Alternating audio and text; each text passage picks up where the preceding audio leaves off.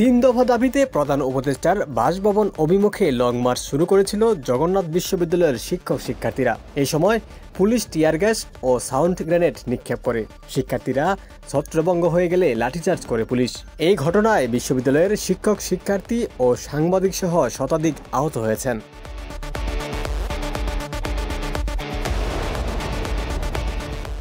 এমন ঘটনার পর আন্দোলনরত শিক্ষার্থীদের সঙ্গে কথা বলতে গিয়েছিলেন অন্তর্বর্তী সরকারের তথ্য উপদেষ্টা মাহফুজ আলম। এমন সময় তাকে লক্ষ্য করে একটি পানির বোতল নিক্ষেপ করা হলে সেটি গিয়ে উপদেষ্টার মাথায় আঘাত করে।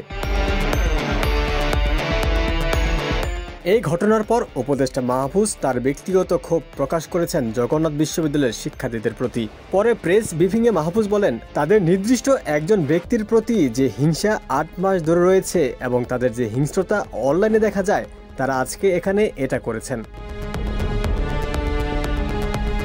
বোতল নিক্ষেপকারীর পরিচয় তাৎক্ষণিকভাবে জানা না গেলেও পরবর্তীতে বিশ্ববিদ্যালয়ের বিভিন্ন গ্রুপে ভিডিও দেখে তাকে চিহ্নিত করা হয়েছে। বোতল নিক্ষেপকারী ওই যুবকের নাম ইশতিয়াক হোসেন। তিনি জগন্নাথ বিশ্ববিদ্যালয়ের অর্থনীতি বিভাগের প্রথম বর্ষের শিক্ষার্থী।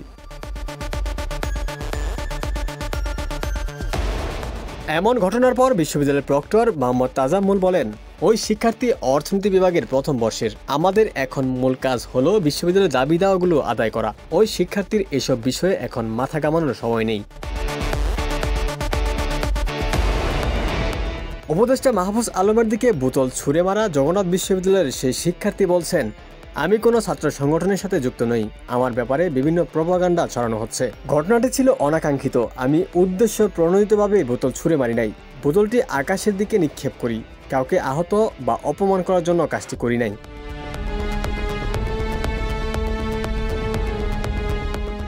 তিনি আরও বলেন, আমার নামে বিভিন্ন প্রপাগান্ডা ছড়ানো হচ্ছে। আমি শিবির কিংবা ছাত্রলীগ কোনো ছাত্র সংগঠনের সাথে যুক্ত নই। আমি নিজের খরচ চালানোর জন্য টিউশন, পার্ট টাইম জব করি। এছাড়া পড়াশোনায় আমার অনেক সময় চলে যায়। আমার পক্ষে কোনো রাজনৈতিক দলে সময় দেওয়া সম্ভব নয়।